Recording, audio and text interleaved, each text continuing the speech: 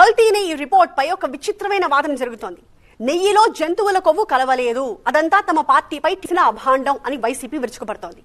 కొవ్వు కలవలేదనే మాటే గాని అది అసలు నెయ్యే కాదు అన్న సంగతి తెలిసిందిగా, దాని గురించి ఎందుకు మాట్లాడట్లేదు అని కౌంటర్. కల్తీ అనే మ్యాటర్ పక్కకెళ్ళిపోయి జంతువుల కొవ్వు కలిసిందా లేదా అనే దగ్గరే పోట్లాడుకుంటున్నారు ఇద్దరు.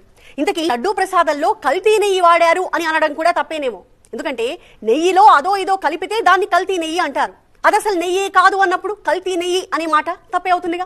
సిబిఐ సిట్ ఫైనల్ రిపోర్ట్ ఈ నెయ్యికి ఒక పేరు పెట్టింది, సింథటిక్ ఘీ, 0% మిల్క్ ఫ్యాట్ అని. అంటే చుక్క పాలు గాని గ్రాము వెన్న గాని లేకుండా తయారు చేసిన ఒక కెమికల్ నెయ్యి అది. చాలా మంది నెయ్యిని టెస్ట్ చేయడానికి ఒక చుక్క చేతి మీద వేసుకుని దాన్ని రుద్ది వాసన చూసి అసలు అది ఒరిజినలో కాదు చెప్పేస్తూ ఉంటారు. కానీ తిరుమలకి వెళ్ళిన ఆ కల్తీ నెయ్యిని 2 వేళ్లతో రుద్ది చెప్పలేరు. ఎందుకంటే అందులో కలిపింది బీటా కెరోటిన్. అచ్చంగా నెయ్యి వాసన, నెయ్యి రంగునిచ్చే కెమికల్ అది. ఎసిటిక్ యాసిడ్ ఈస్టర్ ని వాడారు. ఇది కలిపితే ఇప్పుడు మోనోగ్లిసరైడ్స్ వంటి రసాయనాలను కూడా కలిపారు. ఇది రిఫైన్డ్ పామోలిన్ ఆయిల్ భారీగా కొన్నారు.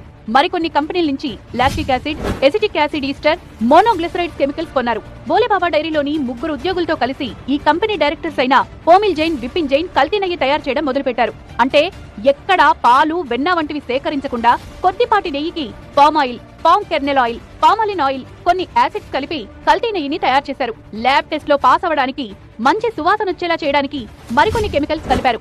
సో 2021 నుంచి 24లో చంద్రబాబు నుంచి స్టేట్మెంట్ వచ్చే వరకు తిరుమలకు వెళ్ళింది ఈ నెయ్యి కాని నెయ్యే.